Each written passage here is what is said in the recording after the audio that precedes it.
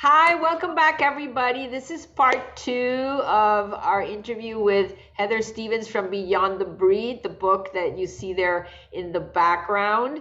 And our first part, I hope you listened to it, was about functional characters. And I hope that now you're all as obsessed as we all are about learning more.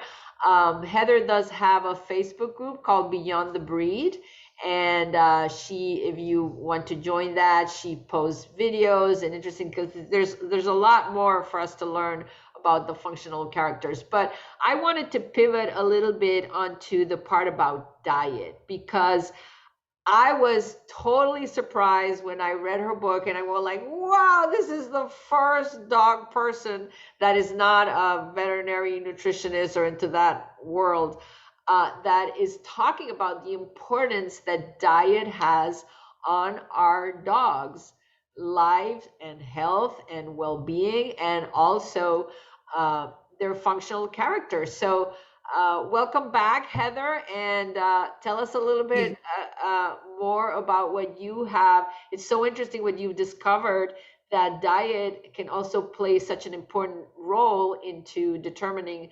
You did say that the functional character is determined at birth, but then that can also be affected or modified or masked, I guess, with improper diet. So do you want to talk a little bit about that?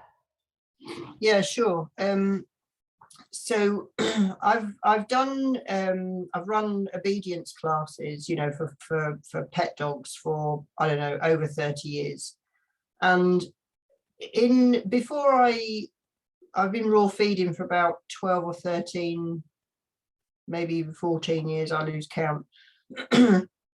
So it's only really since I started raw feeding that I've noticed such a big thing about other people's dogs, and Jenny probably finds this as well. You can tell as soon as a dog walks in the room, if it's on something like Baker's or pedigree, they're just completely off the wall.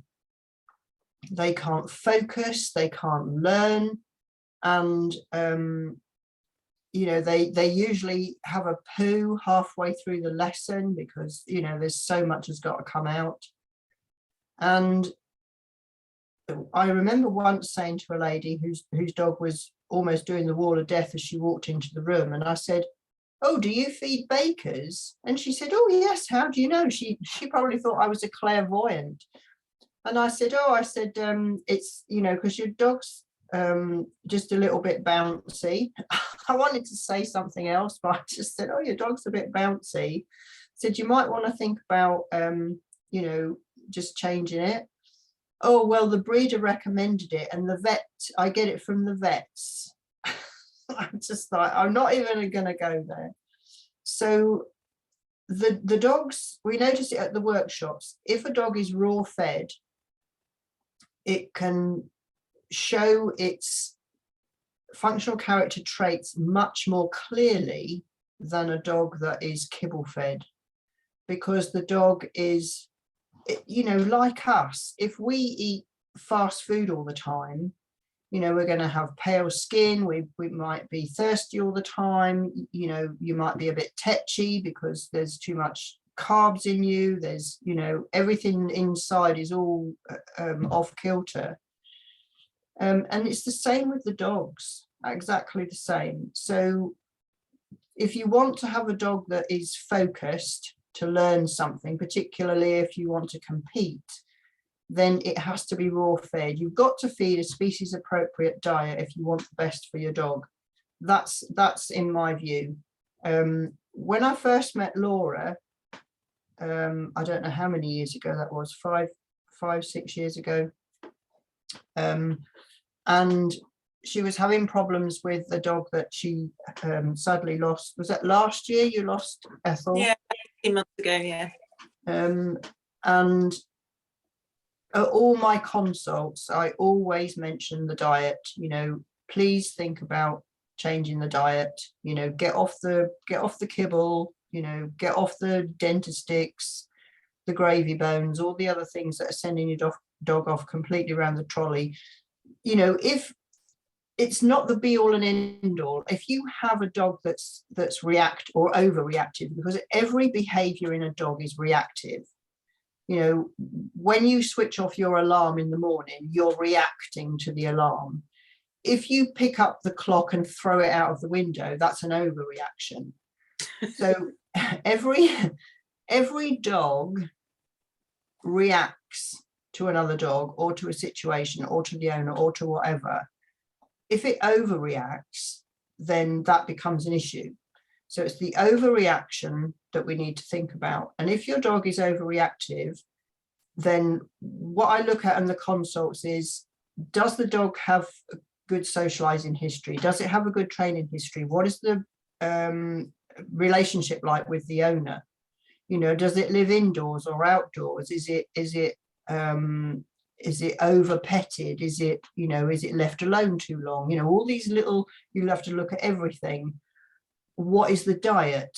You know, what is it fed? How often is it fed? You know, all this kind of thing, because all these little tweaks that you make to all these little things in the dog's life are going to help to pull this overreactivity out of the equation. And diet is hugely important. And I don't know, as I walked out of Laura's front door, she probably thought, oh, but you know, after I almost kind of browbeated her about changing the diet. But anyway, she changed the dog's diets, and both of her whippets are now on raw. And you know, I'll let Laura say, you know, I'm sure it's made a huge difference to all of you, because like you're just you and dogs, I'm just me and my dogs. So yeah, I had a particular incident with Ethel. Ethel wasn't a whippet. Ethel was a terrier cross spaniel, so she was quite high energy anyway, but I was a perfect cocktail really of all of the above. You could probably use me as a case study for everything, because I didn't know any better. But Ethel massively overreacted to something which gave me a fright, which is how I called in Heather for help. And you did leave me with a list as long as my arm of things to change. But we did, and food was the single biggest thing, because in addition to being over energetic, really just manic, and becoming overreactive because she was becoming a mature dog instead of just a fluffy crazy puppy, I had real problems with Ethel's tummy. And so she had a very healthy appetite, but it would very often go straight through. She was sick quite a lot. She had quite bad skin, so itches and dandruff all the time. And that all changed instantly, almost overnight, with, do you mind? With raw food. Margot's bored. Sorry. And yeah, so that all changed overnight. And not only did she, it was like a child coming off E-numbers is the closest thing I can, or a teenager probably, the closest thing I can describe it to is that her skin got better, her tummy got so much better. There were a few tweaks till we got the right balance, but we got there. But her behavior just calmed down, and she never stopped being Ethel, but she was comfortable in herself, as it were. She was still her crazy spaniel self. She was still her nutty terrier self. She, you know, when terriers will have a little snarl or whatever, she was joyous most of the time. And she was still a defender character. It was just her character, but she was really happy in herself and relaxed in herself and could switch off when she needed to, and her health just improved immeasurably. Well, It makes a huge difference, doesn't it? Yeah, that's great. So for the people that are watching this that are either rolling their eyes about like, oh, raw feeding, or you know, they're like, what? Like, are you totally crazy? What do you mean raw? Because I get all these reactions, right? Like, what do you mean raw? Like, well, it means that you don't cook it. So it's like raw. Yes. So I know I love what Laura says, like, we don't know what we don't know. So I don't think anybody in this planet would knowingly do something that is harm their dog. Like most people, 99% of the people want the best for their dog. So it's just basically lack of education. But I find that it's not just lack of education. It's like we're hitting this wall, right? Because we hit the wall of, boom, my vet said, you're Yeah, just a dog trainer. yeah. What does the dog trainer know about feeding dogs? They're relying on their vet. And what would you say to these people to kind of help them overcome this reticence? And number two is, from the veterinary perspective, and I know it's changing because everybody's reading this book, The Forever Dog, and they're massive on the food issue. So I think that is going to give some validity, because I think what people is, they want to hear it from their vet or a vet. So how do we help people overcome that, let's say, that barrier that we all hit as trainers, or groomers, or dog walkers, or daycare professionals that are suggesting this because we want to help the dogs? So so the first part of your question is when somebody says to me, oh well, I just do what my vet says. If I had £1 for every time somebody said my vet says, I could have retired long since. So the first thing I say is, a species appropriate diet is what a dog is designed to eat. Its digestive system has not changed since it was a wolf. And as your dog, you see Labrador Spaniel, whatever the dog is that's in front of me, you see X. I say to the owner, you see X, but inside that dog is 98.8% wolf. And the digestive system is the same as it's always been. It has not changed. It's a very fast digestive system, and species appropriate food is what they're designed to eat. That's meat, bones, fur, feathers, beaks, feet, bone, or everything. And they go, oh, but surely you cook it. No, it's a dog. It's a canine. Somebody at class a while back said, we went around the class. I went round each one personally, and I said, do you want this leaflet on raw feed? And she said, no. She said, I've got him on insect protein. And I just went, it's a canine, it's a dog. Yes, she said, I know. She was a vegan, and she said, I'm a vegan, and I said, I have lots of vegan friends who feed raw, and I just walked away. I'm just not going to get involved in this. If they still question, I say, well, if you put in your garden, if you put a plate of mince that you've just got from the supermarket, and you put a plate of kibble, out of whatever bag, and you let your dog loose in the garden, which do you think it would eat first? Or I say to them, go home and try that. Put a tablespoon of mince that you've got in the fridge in a saucer, and a tablespoon of kibble, and then let your dog into the kitchen and see which one it eats first. And then you tell me that your dog's not supposed to be fed raw. And the other thing is, which I think was said by one of the raw pet medics recently. So if nobody has heard of the raw pet medics, they're on Facebook. They're on a Tuesday from 7 till 7:45, or more like 8 o'clock, because they always overrun. And it's two vets, the holistic vet, which is Dr. Nick Thompson, another holistic vet who is actually near to where I am in the world, Dr. Brendan Clark, and the guy who wrote a book called Feeding Dogs. And if you haven't got that, Carolee, that's another book that you need to get. It's called Feeding Dogs, and it's by Dr. Connor Brady.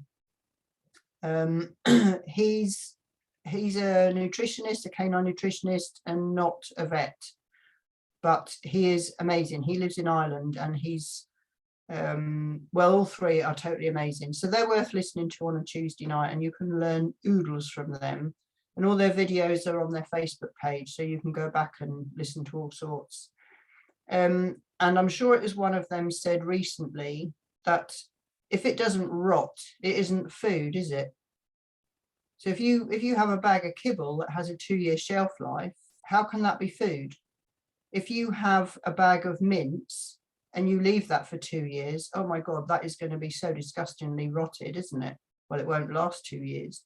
So if it doesn't rot, it can't be food. If you want to feed your dog food, then you've got to think about raw, because it's a species appropriate food.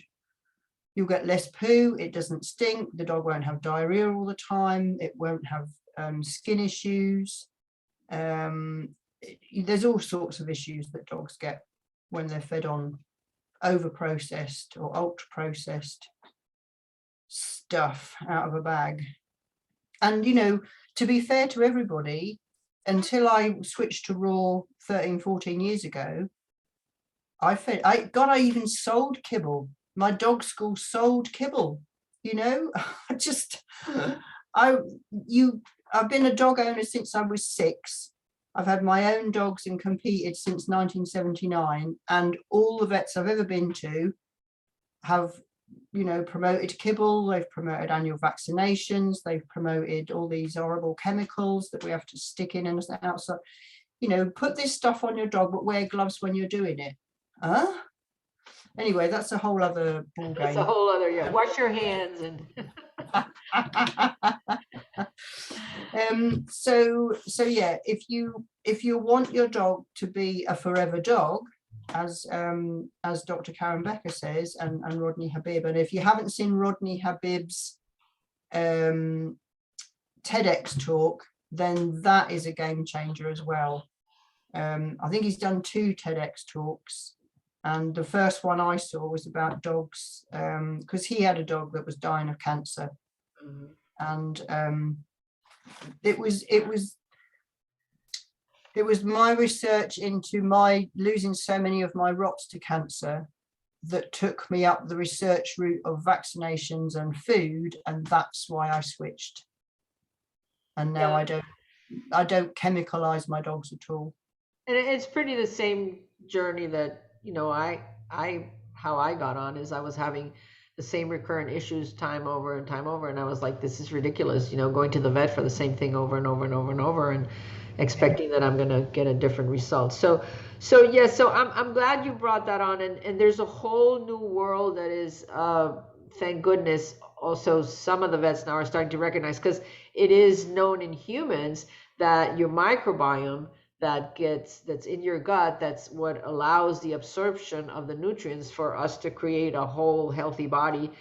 We're all mammals, we're all the same way. So that's where the feel-good hormones are manufactured, and everything that the body needs to work properly. So now they know that there's a gut-brain barrier, and that they're relating things like anxiety and depression and all these that were under the umbrella of mental issues are now linked to the gut. So this is also now, I recently saw, and I missed it, but there was a whole webinar on the dog's gut and its importance on behavior and things like anxiety and I mean, I don't know if depression is so much prevalent in dog, but I do think anxiety, that we label separation anxiety, overreactivity, what all of that is I think encompasses that huge problem about the microbiome in the gut. We're basically killing it with what you said, between the bad food and all those toxic chemicals.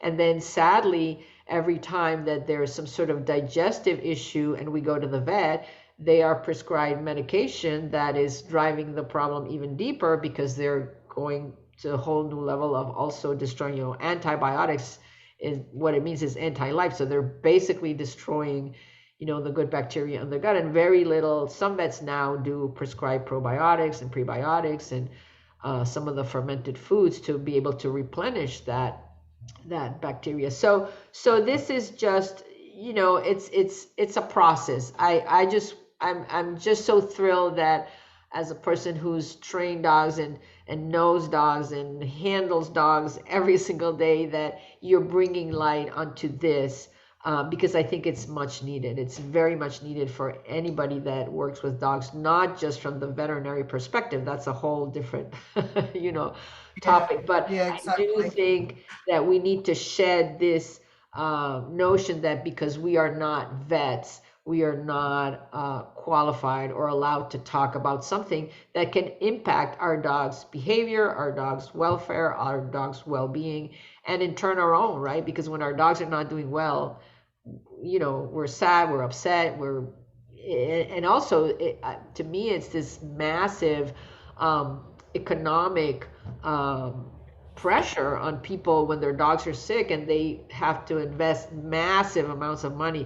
Go to the vet, do this test, run more tests, try this thing, more tests. And I think it's unfair for everyone. It's unfair for the person who's, you know, I've known of people that have like used their, you know, life savings trying to save a dog from a horrific disease that, you know, was caused in the first place. It's funny that we mentioned that because I recently, there's this magazine from the Mayo Clinic about Alzheimer's, and I was skimming through it. I didn't read the whole thing, but they talk about, you know, the disease process and all of that. And then what they say is that you're more predisposed, like if you have diabetes, heart disease. So they talk about all the lifestyle issues that can bring on, you know, these neurodegenerative. But guess what? There is zero mention about how do we prevent all of these things, because all those things are preventable with diet and lifestyle. But they refuse to talk about that. It's all, you know, about how we treat it with drugs and how to manage it and how to help, you know, the caregiver. So I thought it was so, you know, one-sided. And I think it's a little bit what we have with the diet with our dogs. We need to talk more about it, and people need to be aware. And it's not about blaming or pointing fingers. It's like, you know, get a book, listen to these vets, like you said, that are talking about this, so that if you need the veterinary perspective, well, know that there are vets that are supporting this and that can explain really well why this is important for our dogs. So I hope that we have changed some hearts, at least to look into this a little further. Or, you know, I found great joy in this community with you guys, of knowing that there's so many people that are doing the raw, because I felt a little bit like, oh, this is crazy, Lilianne doing this thing on on her own. So it's been wonderful. There's an interesting webinar that I watched recently, which was called the Brain Biome Behavior Triangle. And it was by I can't remember what her name was, but she's called the Behavior Vet. Oh. And she does other videos as well, other webinars as well. I think it was about 49 quid for this. It was over an hour webinar, and it was really interesting. But if people want to know more about the fact that, you know, the science behind the debate between raw and kibble, then Dr. Conor Brady's book, Feeding Dogs, is the place to go, because he backs everything up with, you know, all these different research things. Have you guys both read it as well, Feeding Dogs? It's about that thick. It's a massive book. I don't know if I've got it. 1 second.